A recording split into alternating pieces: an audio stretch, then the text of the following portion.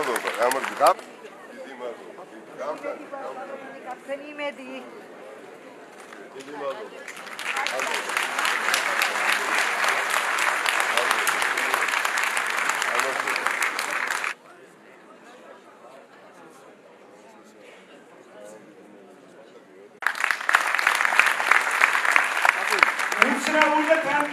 Გონია რომ ძალიან საინტერესო შეხვედრა დედაქალაქ ურთიერთობებს გუნებია გადამწყვეტი სიტყვა ავტოკრატიული რეჟიმის ლაიტმოტივი ბრძოლის რომელიც თქვენ ყველაფერთან გამოიარეთ ეს არის უანგარობა საქართველოს თავისუფლებისათვის ბრძოლაში.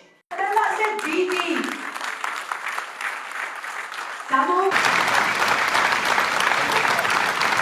ძალიან დიდი მადლობა. ძალიან დიდი მადლობა. უღრესი მადლობა.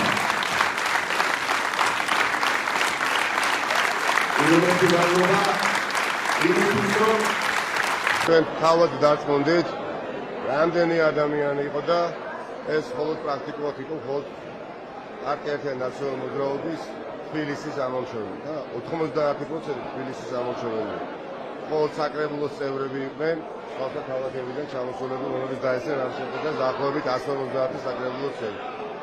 გაცილებით უფრო მეტი თანამოაზრე ყავს იმ სიმართლეს და იმ იდეას, რომელსაც ემსახურება ეს ხალხი წლების განმავლობაში და აქვს კატეგორიული მიუღებლობა სამწუხაროდ ახალი მენეჯმენტისადმი და არაფორმალური მმართველობისადმი.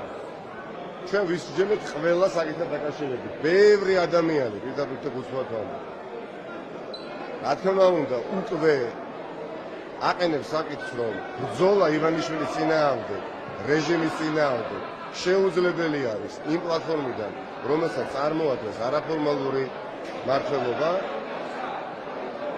მაგრამ ჩვენ მივიღეთ გადაწყვეტილება, რომ უახლოესი პერიოდი გამოვიყენოთ კიდე ყველა ადამიანთა შესაძლებლად, მათ შორის მსგავს ფორმატში, სხვა ქალაქებში და ასევე უახლოეს პერიოდში. შევიკრიბებით გაცილებით უფრო დიდ მასშტაბურ ფორმატში, სადაც უკვე საბოლოო გადაწყვეტილებას მივიღებთ, თუ ეს სტატუს კვო, რომელიც დღეს არის პარტია ერთიან ნაციონალურ მოძრაობაში შექმნილი, რაც აუცხოვებს 10,000-ობით აქტიურ მხარდაჭერას პარტიისა და მეტიც ისინი გამორიცხავენ თანამშრომლობას იმ ადამიანებთან, რომელთაც საქმეს მე ქვეყნების განმავლობაში ვასახელები და არც თუ ისე უსაფუძვლო. რა თქმა უნდა, გადაწყვეტილება იქნება ადეკვატური. თუ შეისმინა იმან, ვის უნდა შეისმინოს, არ ვიცი, მენეჯმენტში არ ნებისმიერ ყველაფერს გულისხმობ, გარდა კონკრეტული გვარისა, ხო, რომელიც მე დაასახელებ. რა თქმა უნდა, მათ აქვს შანსი ერთობა კვლავ შესაძლებელი გახდეს ან ერთობაზე საუბარი შესაძლებელი გახდეს. დატოვებთ ნაციონალურ. ყველაფერი არის დამოკიდებული ამორჩეველზე, პარტიის წევრზე, მხარდაჭერზე. და კიდევ უფრო მეტი რამ არის დამოკიდებული იმ ხალხზე, ვინც პარტიის მართვის სადავეები მიიტაცა და მე მგონია დღეის იქით მაინც ამიერიდან იმ პროპაგანდისტულ გზავნილს ვერ აკადროს ვერავის, რომ თითქოს ვიღაცა რაღაცა არჩევნები წააგო, განაწყენდა და ამიტომ ვარ თითქოს ოპოზიციაში. შევართ ოპოზიციაში უსამართლობასთან, უღირსობასთან, არაფორმალურ მმართველობასთან, სადაც და რა პლატფორმაზე ეს არ უნდა იყოს.